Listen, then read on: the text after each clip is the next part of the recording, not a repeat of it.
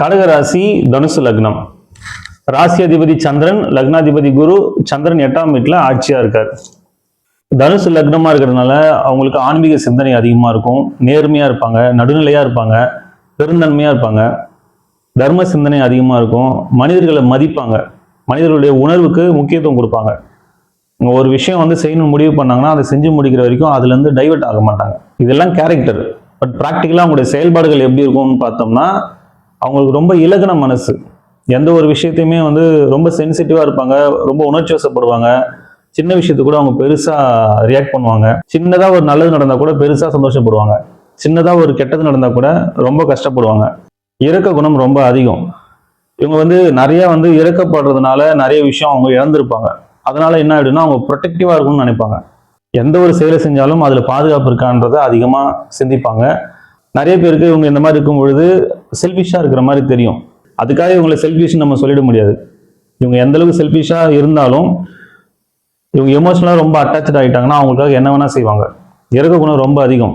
இப்போ இவங்க ஒரு உதவி செய்யணும்னு முடிவு பண்ணிட்டாங்கன்னா அந்த உதவி செய்யறதுனால ஏதாவது ப்ராப்ளம் வருமா அப்படின்னு யோசிக்கிற விஷயம் இவங்க கிட்ட அதிகமா இருக்கும். வாழ்க்கையை பத்தின புரிதல் இவங்களுக்கு நிறைய இருக்கும். மற்றவங்களுக்கு எப்படி வாழணும்னு சொல்லி கொடுப்பாங்க. அந்த அளவுக்கு இவங்களுக்கு ஞானம் இருக்கும். லக்னம், ராசி இது ரெண்டும் முதல்ல எப்படி வேலை செய்யுதுன்றதை நம்ம தெரிஞ்சுக்கலாம்.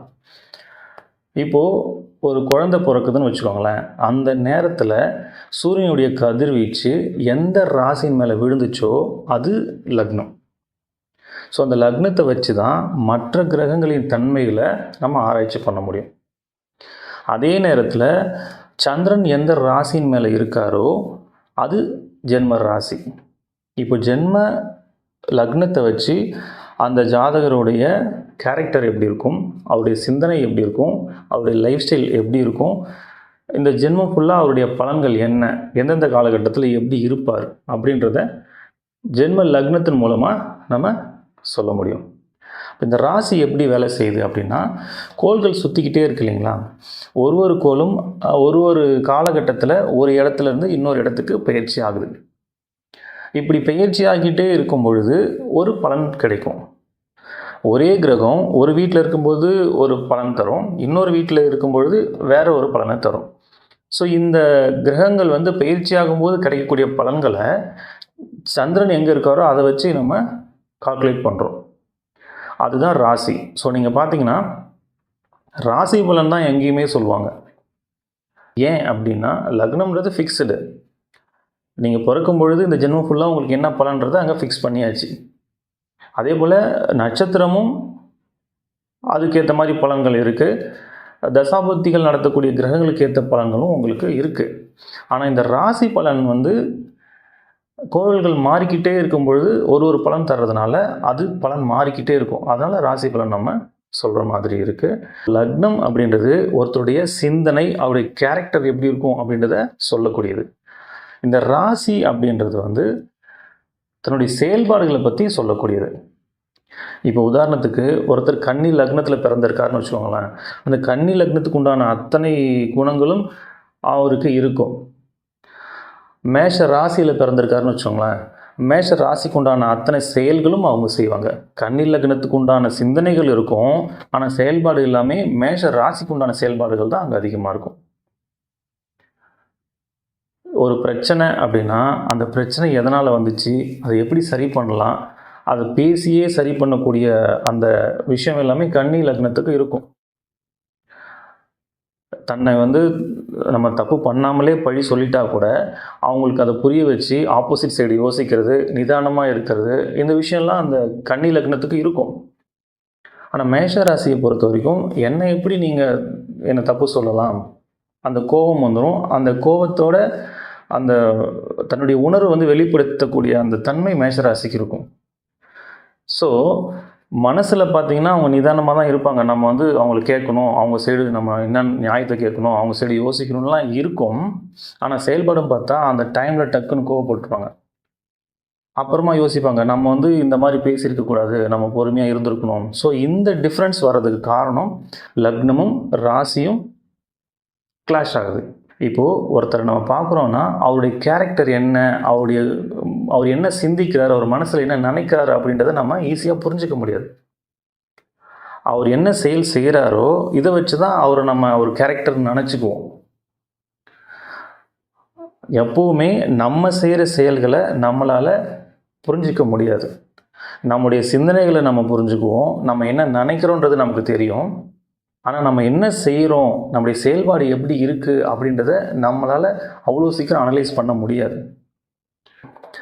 லக்னத்தின்படி நம்முடைய கேரக்டர் என்ன, ராசியின்படி நம்ம என்ன செயல்பாடுகள் செய்வோம், இது ரெண்டையும் நம்ம தெளிவாக புரிஞ்சுக்கிட்டோம் அப்படின்னா நம்மளை அனலைஸ் பண்ணுறது ஈஸி, லைஃப் ஈஸியாக கொண்டு போக முடியும். லக்னத்திலேருந்து 8ஆம் வீட்டில் சந்திரன். ஸோ இவங்களுக்கு எந்த ஒரு செயலை செய்ய போனாலும் ஒரு காரிய தடை இருக்கும். எல்லாரும் சாதாரணமாக செய்யக்கூடிய ஒரு விஷயத்த இவங்க ரொம்ப கஷ்டப்பட்டு செய்கிற மாதிரி இருக்கும். எனக்கு மட்டும் ஏன் இப்படி நடக்குது அப்படின்னு நினைக்கக்கூடிய சூழல் அங்கே உருவாகும். நல்லா கவனிச்சிங்கன்னா சந்திரனுக்கும் குருவுக்கும் ஆகாது. ஒரு செயலை செய்யணும்னு இவங்க நினச்சாங்கன்னா செய்ய போவாங்க. ஆனால் அவங்க மைண்டுக்குள்ளே 1008 விஷயம், அதை செய்யணுமா, இப்போ செய்யணுமா, அப்புறம் செய்யலாமா, இப்படி நடந்தால் என்ன பண்ணுறது, அந்த மாதிரி செஞ்சால் என்ன பண்ணுறது, இப்படி நிறைய விஷயங்கள் யோசிச்சு இவங்களே அதை அந்த செயலை செய்யாமல் பண்ணிடுவாங்க. இல்லைன்னா அப்புறமா செய்யலான்னு விட்டுருவாங்க. இது பொதுவான பலன்கள் தான். சந்திரன் பௌர்ணமி சந்திரனாகவோ இல்லை வளர்பிறை சந்திரனாகவோ இருந்தால் ரொம்ப நல்ல பலனை கொடுப்பார். தேய்பிரியாகவோ அமாவாசையாகவோ இருந்தால் கெடுபலனை கொடுப்பாருன்னு சொல்லியிருக்காங்க. மற்ற கிரகங்களின் அடிப்படையிலையும் இந்த பலன்கள் மாறக்கூடிய வாய்ப்புகளும் இருக்கு. உங்க ஜாதகத்துல சந்திரனுடைய நிலையை பத்தி தெரிஞ்சுக்கணும்னு நினைச்சீங்கன்னா சந்திரன்லேருந்து 7ஆம் வீடு மகரம், இங்க உங்களுக்கு சூரியன் இருந்தா இது பௌர்ணமி சந்திரன். ஒருவேளை சந்திரன் கூடவே சூரியன் இருந்தாருன்னா அது அமாவாசை. இங்க கும்பத்திலிருந்து மிதுனம் வரைக்கும் இங்க எங்கேயாவது சூரியன் இருந்தாருன்னா அது வளர்பிறை சந்திரன். இங்க சிம்மத்திலிருந்து தனுசு வரைக்கும் இங்க எங்கேயாவது சூரியன் இருந்தாருன்னா அது தேய்பிறை சந்திரன். ஒருவேளை உங்களுக்கு தேய்பிறை சந்திரன் இருந்தா அதுக்காக நீங்க கவலைப்பட தேவையில்லை. தேய்பிறை சந்திரனை பார்த்து நீங்க பயப்படலாம் வேண்டாம். இப்போ ஒரு ஜாதகத்துல லக்னாதிபதி எப்படி இருக்காரு, நட்சத்திர அதிபதி எப்படி இருக்காரு, குரு எப்படி இருக்காரு, உங்களுக்கு தசாபதிகள் நடத்தக்கூடிய கிரகங்கள் எப்படி இருக்கு, ஸோ இதெல்லாம் பார்த்து இப்போ எந்தெந்த கிரகங்கள் சேர்க்கை இருக்குது, அது மூலமாக என்ன பலன் வருது, இப்படிலாம் நிறைய நம்ம ஆராய்ச்சி பண்ணும்பொழுது உங்களுக்கு பலன்கள் மாறும். பொதுவாக சந்திரன் தேய்பிரையில் இருந்தால் சில சங்கடமான நிகழ்வுகள் நடக்கும்ன்றது அது பொது விதி, அவ்வளோதான். அது எல்லாருக்கும் நடந்தே தீரணும்னு கட்டாயம்லாம் இல்லை. அதுக்காக அது ஒரு பெரிய விஷயமா நினச்சி நீங்கள் கவலைப்பட தேவையில்லை. நீங்கள் ஒரு ஜாதகம் பார்க்க போகிறீங்கன்னா அதில் நல்ல பலனும் சொல்லுவாங்க, கெட்ட பலனும் சொல்லுவாங்க. எவ்வளோ பெரிய நல்ல ஜாதகமாக இருந்தாலும் அதில் கெட்ட பலனும் ஒன்று இருக்கும். எவ்வளோ கெட்ட ஜாதகமாக இருந்தாலும் அதில் நல்ல பலன்களும் இருக்கும். நல்ல பலன்களை சொல்லும்பொழுது எப்போவுமே நமக்கு மோட்டிவேஷனாக தான் இருக்கும். அதே கெடுபலன் சொல்லிட்டாங்கன்னா அதை ஹேண்டில் பண்ண முடியாமல் ப்ரெஷரில் மாட்டிக்கிட்டு அதை செய்யணும்னு நினச்ச விஷயத்த செய்ய முடியாமல் அவங்க லைஃப் ஸ்டைலே மாறி போய் சைக்காலஜிக்கலாக ஒரு பெரிய ப்ராப்ளத்தில் மாட்டிக்கிறாங்க. ஸோ இந்த நேரத்தில் நம்ம எப்படி ஹேண்டில் பண்ணணும், நமக்கு ஒரு கெடுபலன்னு சொல்லிட்டாங்கன்னா அதை நம்ம எப்படி ஹேண்டில் பண்ணணும், அதை முதல்ல நம்ம கற்றுக்கணும். இப்போது நீங்கள் ஒரு ஜாதகம் பார்க்க போகிறீங்க, ஒரு வீடு கட்டவோ இல்லை ஒரு கல்யாணத்துக்காகவோ இல்லை ஒரு பிஸ்னஸ் ஸ்டார்ட் பண்ணுறதுக்காகவோ இல்லை ஏதோ ஒரு முக்கிய முடிவு எடுக்கிறதுக்காக நீங்கள் ஜாதகம் பார்க்க போகிறீங்க. அவங்க உங்களுக்கு 2 வருஷம் நேரம் சரியில்லைன்னு சொல்லிட்டாங்கன்னு வச்சுக்கோங்களேன். இப்போ இந்த நேரத்தில் சில பேர் என்ன பண்ணுவாங்கன்னா, இந்த 2 வருஷம் நமக்கு நேரம் சரியில்லை, அந்த 2 வருஷம் நம்ம எதையுமே பண்ணக்கூடாதுன்னு ஒதுக்கி வச்சுருவாங்க. இன்னும் சில பேர் என்ன பண்ணுவாங்கன்னா, நேரம் சரியில்லை ஆனால் நம்ம செய்கிற விஷயத்த செய்யாமல் இருக்க முடியாது, நம்ம செஞ்சு தான் ஆகணும் அப்படின்னு சொல்லி பயந்துக்கிட்டே செஞ்சுருவாங்க. இன்னும் சில பேர் என்ன பண்ணுவாங்கன்னா, நேரம் சரியில்லைன்னா என்ன, நான் செய்கிறத செய்வேன் அப்படின்னு செய்வாங்க. ஸோ இந்த மாதிரியான மனநிலைகள் எல்லாமே ஒரு தவறான ஒரு முடிவை தான் ஏற்படுத்தும். இதை எப்படி ஹேண்டில் பண்ணணும் அப்படின்னா, இப்போது 2 வருஷம் நம்ம நேரம் சரியில்லைன்றதுனால எதையுமே செய்யாமல் 2 வருஷம் கழித்து நமக்கு நேரம் நல்லா இருக்கும் பொழுது நம்ம ஒரு செயலை செய்ய போகிறோம், ஒரு பிஸ்னஸ் ஸ்டார்ட் பண்ணுறோம் அப்படின்னா அங்கே 1000 ரூபாய்க்கு உழைச்சிங்கன்னா அந்த 1000 ரூபாய் உங்களுக்கு கிடைக்கும். ஆனால் அந்த 2 வருஷம் சும்மா இல்லாமல் நீங்கள் உங்களுடைய உழைப்பை அதில் போடுறீங்க. 2 வருஷம் கழித்து உங்களுக்கு டைம் மாறுது அப்படின்னா இந்த உழைப்பு நீங்கள் இதில் போடுறீங்க இல்லையா, அந்த உழைப்பு போடும் பொழுது 1000 ரூபாய்க்கு உழைப்பு போடுறீங்க, 10 ரூபாய் தான் கிடைக்கிது. அப்போ அந்த நேரம் மாறுற வரைக்கும் அதை நீங்கள் ரன் பண்ணி கொண்டு வரணும்ல. இப்போ 10 ரூபாய் தான் கிடைக்குதுன்னா உங்களால் அந்த பிஸ்னஸே ரன் பண்ண முடியாமல் அதை நம்ம ஷட் டவுன் பண்ணிட்டு போகிற மாதிரியான சூழல் உருவாகிடும்ல. அப்போ இது மாதிரி நம்ம செய்ய முடியாது. அப்போ என்ன செய்யணும்னா, இந்த 2 வருஷம் சும்மா இருக்க முடியாது, அதுக்கு நம்ம ஒரு பிஸ்னஸ் ஸ்டார்ட் பண்ண போகிறோன்னா அதில் பெருசாக பாதிப்பு ஏற்படாத மாதிரி நம்ம பரிகாரங்கள் பண்ணிக்கலாம். இப்போ பரிகாரம் பண்ணுறதுனால சுத்தமாக நமக்கு அது நஷ்டமே ஆகாதான்னா கண்டிப்பாக நஷ்டங்கள் இருக்கும். கெட்ட நேரத்தில் நமக்கு ஒரு கெட்டது நடக்கணும்னா அதை தவிர்க்கவே முடியாது. ஆனால் ரூ. 1000 நீங்கள் உழைக்கிறீங்க, ரூ. 10 தான் உங்களுக்கு கிடைக்குன்ற இடத்துல பரிகாரம் பண்ணிவிட்டு நீங்கள் அந்த விஷயத்தை செய்யும் பொழுது ஒரு ரூ. 100 கிடைக்கும். ஸோ அந்த நல்ல நேரம் வர்ற வரைக்கும் உங்களால் அதை ரன் பண்ணி கொண்டு போக முடியும். ஆனால் அதுக்கப்புறம் நீங்கள் உழைச்ச உழைப்பு இருக்கு இல்லையா, இங்கே நீங்கள் என்னென்ன உழைப்பெல்லாம் உங்களுக்கு வீணாக போச்சோ, எவ்வளோ நஷ்டமாச்சோ அதை விட பல மடங்கு இங்கே திரும்ப கிடைக்கும். இப்போ நிறைய பேர் நேரம் சரியில்லைன்ற ஒரு காரணத்தினால எதையுமே செய்யாமல் விட்டுறாங்க. ஸோ அந்த மாதிரி இருக்கக்கூடாதுன்றதுக்காக நான் சொல்கிறேன், நீங்கள் கட்டாயம் செய்யுங்க. அந்த உழைப்பு அந்த நேரத்தில் பலன் தரலனாலும் உங்களுக்கு நேரம் மாறும் பொழுது பல மடங்கு திரும்ப கிடைக்கும். நல்ல நேரம் வந்துச்சுன்னா ரூ. 1000 நீங்கள் உழைச்சிங்கன்னா 10,000 கிடைக்கலாம், 1,00,000 கிடைக்கலாம். அதுக்கு நீங்கள் என்ன பண்ணியிருக்கணும், கெட்ட நேரமாக இருந்தால் கூட உங்களோட உழைப்பை மிஸ் பண்ணக்கூடாது. நீங்கள் எல்லா நாளும் அந்த உழைப்பை போட்டுக்கிட்டே இருக்கணும். அதுக்கு தான் சொன்னேன், வெறும் உழைப்பு மட்டும் நீங்கள் போடும் பொழுது அந்த நல்ல நேரம் வரைக்கும் அந்த பிஸ்னஸை கொண்டு போக முடியாமல் போகலாம். அதுக்கு தான் சின்ன சின்ன பரிகாரங்கள் பண்ணிக்கணும். பரிகாரம் பண்ணணும்னா பணம் செலவு பண்ணி தான் பண்ணணும், கட்டாயம்லாம் இல்லை.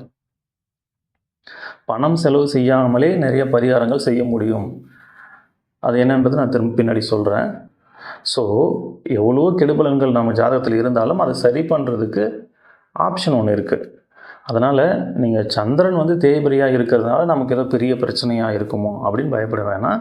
அதனால் வரக்கூடிய பாதிப்புகளை நம்ம சரி செய்கிறதுக்கும் நம்மக்கிட்ட வாய்ப்புகள் இருக்கும். அந்த ஜாதகத்தில் பார்க்கும்பொழுது கண்டிப்பாக இருக்கும். அதனால் நீங்கள் பயப்பட வேண்டாம். உங்களுக்கு வேலை எது மாதிரியெல்லாம் இருக்கும்னு பார்த்தீங்கன்னா, அரசு வேலை மேலே இவங்களுக்கு அதிக ஆர்வம் இருக்கும். இல்லைன்னா அரசாங்கம் சார்ந்து ஏதாவது ஒரு வேலை செய்யக்கூடிய எண்ணம் இவங்களுக்கு அதிகமாக இருக்கும். ஆனால் எல்லாருக்கும் அது கிடைக்கிறது இல்லை. ப்ராக்டிக்கலாக அவங்க எந்த மாதிரியான வேலைகள்லாம் செட் ஆகும்னா, இயற்கை சார்ந்த வேலைகள் இவங்களுக்கு ரொம்ப நல்லா செட் ஆகும். டெக்னாலஜி சார்ந்த வேலைகள், இன்ஜினியரிங் சம்மந்தப்பட்ட வேலைகள் எதுனாலும் இவங்களுக்கு நல்லா செட் ஆகும். நுணுக்கமாக யோசித்து செய்யக்கூடிய வேலைகள், ஆராய்ச்சி பண்ணக்கூடிய வேலைகள், இது எல்லாமே அவங்களுக்கு ரொம்ப நல்லா செட் ஆகும்.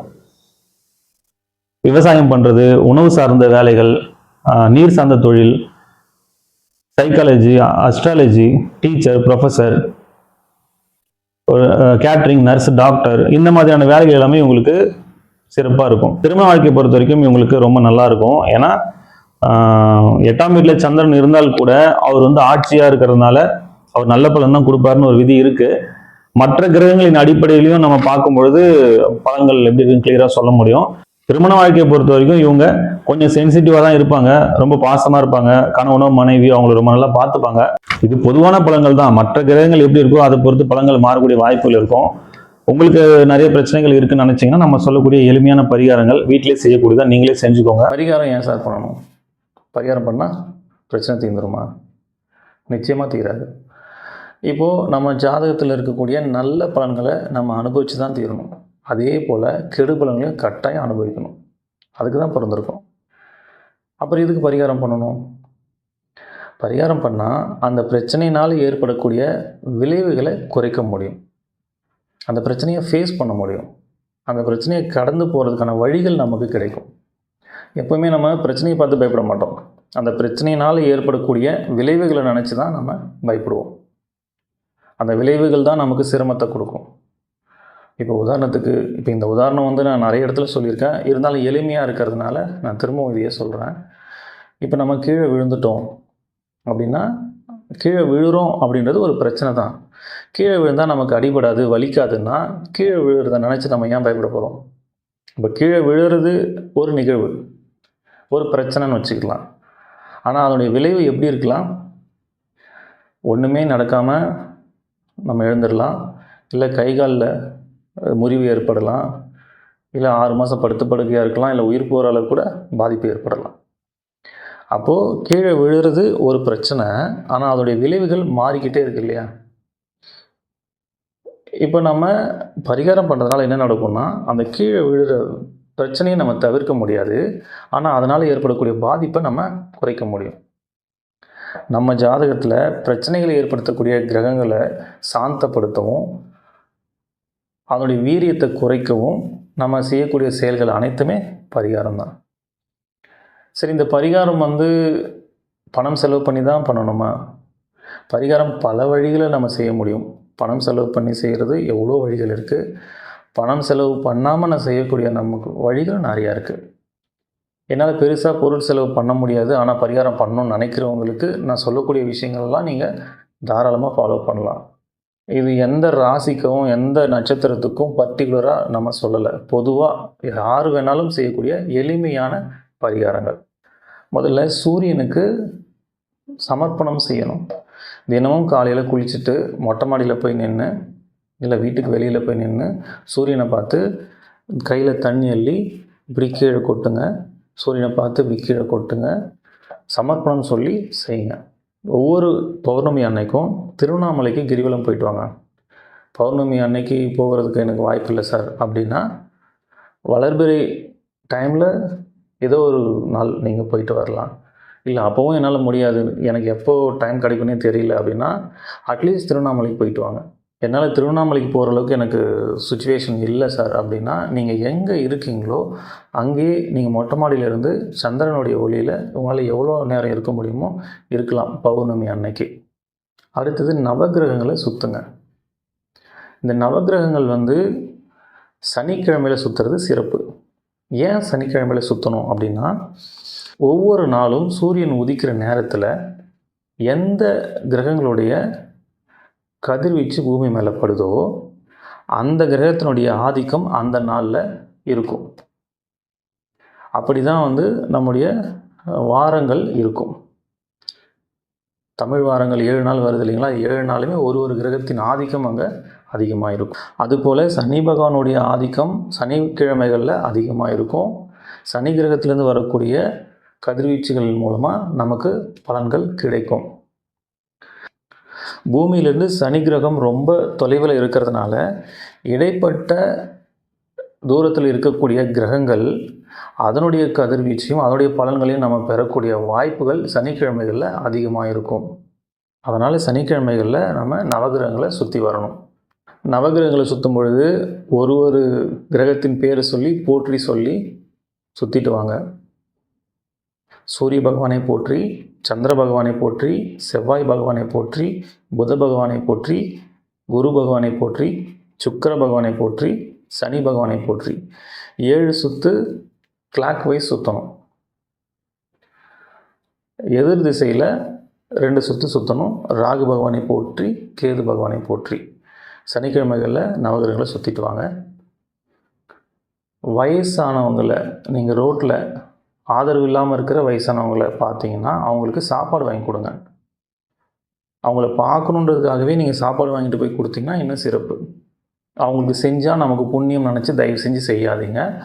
அவங்களுக்கு பசிக்கும், அவங்க பசி ஆற்றணும் அப்படின்ற எண்ணத்தில் நீங்கள் அந்த சாப்பாடை வாங்கி கொடுங்க. மாற்றுத்திறனாளிகள் இருந்தாங்கன்னா அவங்களுக்கு உடல் உழைப்பு கொடுங்க. பணம் செலவு பண்ணுறதை விட நம் உடல் உழைப்பு அதிகமாக கொடுக்கறது தான் பலன்கள் அதிகமாக இருக்கும். இது எல்லாமே ரொம்ப எளிமையாக நீங்கள் செய்யக்கூடிய ஒரு பரிகாரங்கள் தான். இது நீங்கள் செய்கிறதுனால எளிமையான பரிகாரம் தான், ஆனால் பலன் ரொம்ப பெருசு. நீங்கள் செஞ்சு பாருங்கள், உங்களுக்கு நிறைய பலன்கள் கிடைக்கும். இல்லை சார் எனக்கு இது பண்ணுறதுக்கான வாய்ப்புகளே எனக்கு இல்லை அப்படின்னு இருந்தீங்கன்னா, நீங்கள் எந்த நட்சத்திரம் எந்த ராசியாக இருந்தாலும் எதை பற்றியும் கவலைப்படாதீங்க. முருகனை கெட்டியாக பிடிச்சிக்கோங்க.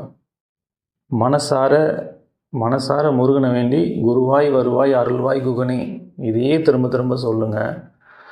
இதை விட பெரிய பரிகாரம் எதுவும் இல்லை. அதாவது நிறைய வழிகள் இருக்குது. எதுவுமே பண்ண முடியாமல் இருக்கிறவங்களுக்கு இதுதான் பரிகாரம். சரிங்களா? இதையெல்லாம் நீங்கள் ஃபாலோ பண்ணுங்கள். நிச்சயமாக உங்கள் வாழ்க்கையில் பெரிய மாற்றம் நிகழும்.